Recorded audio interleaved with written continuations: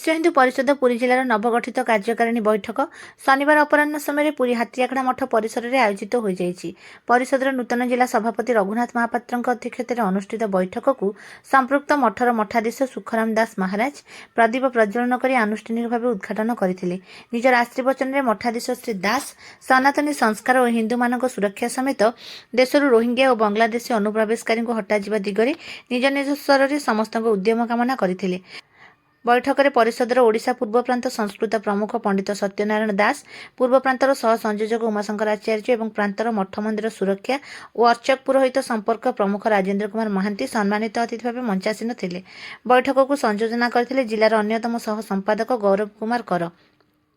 बैठकर प्रारंभ में जिलार नूतन पदाधिकारी उपसभापति चित्तरंजन आचार्य और शांतिलता नायक, अन्यतम सह संपादक विभुनी सामंतराय, प्रचार प्रसार प्रमुख दृष्टिर मुख्य संपादक नारायण दास, धर्म प्रसार विभाग संयोजक प्रमोद प्रधान, धर्मयात्रा महासंघ संयोजक सोमनाथ महापात्र, बजरंग दलर संयोजक शांतनु पांडे, सह संयोजक गणेश चंद्र महापात्र, दुर्गा बाहिनी संयोजिका रोशनी पाढ़ी और बजरंग दलर सुरक्षा प्रमुख दिलीप कुमार विश्वई समेत पुरी नगर संपादक इंजीनियर शुभ्र प्रकाश पंडा और पिपिली प्रखंड सभापति प्रभाकर पंडा को संबर्धित करा जायथिला। एही अवसर में सभापति श्री महापात्र, पुरी नगर नूतन उपसभापति भावे सुमंत कुमार प्रधान, धर्माचार्य संपर्क प्रमुख गंगाधर खुंटिया